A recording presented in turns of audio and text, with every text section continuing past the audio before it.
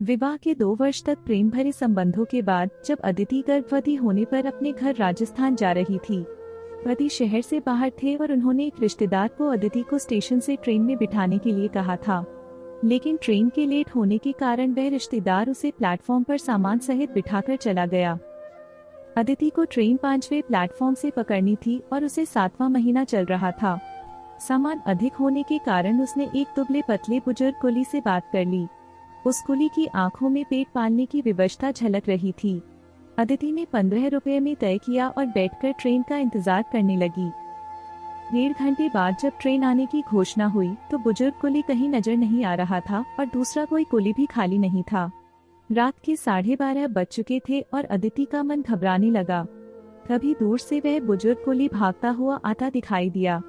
उसने अदिति को चिंता न करने को कहा और तेजी से सामान उठाने लगा।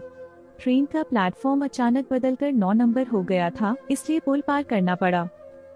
वह बुजुर्ग कुली सांस फूलने के बावजूद धीरे धीरे चल रहा था और अदिति भी तेज चलने की हालत में नहीं थी। ट्रेन ने सीटी दे दी और वे भागकर स्लीपर कोच की ओर बढ़े। डिब्बा प्लेटफॉर्म के अंत के बाद इंजन के पास था, जहां चढ़ना बहुत मुश्किल था। अदिति ट्रेन में चढ़ गई और ट्रेन रेंगने लगी। कुली अभी दौड़ ही रहा था और उसने हिम्मत करके एक एक सामान ट्रेन के पायदान के पास रख दिया। अदिति ने हड़बड़ाते हुए 10 और 5 के नोट निकाले, लेकिन तब तक कुली की हथेली दूर हो चुकी थी।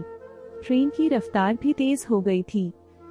अदिति ने बेबसी से कुली की दूर होती खाली हथेली और उसकी नमस्ते की मुद्रा देखी।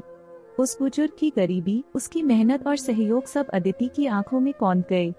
उस घटना के बाद अदिति ने डिलीवरी के बाद कई बार स्टेशन पर उस बुजुर्ग कुली को खोजने की कोशिश की, लेकिन वह कभी दोबारा नहीं मिला।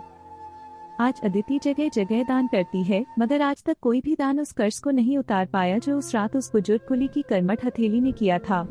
सच है, कुछ कर्ज कभी नहीं उतारे जा सकते। आपको यह कहानी कैसी लगी हमें कमेंट कर जरूर बताएं। इसी तरह की अच्छी कहानियाँ आप यहाँ पर पढ़ सकते हैं।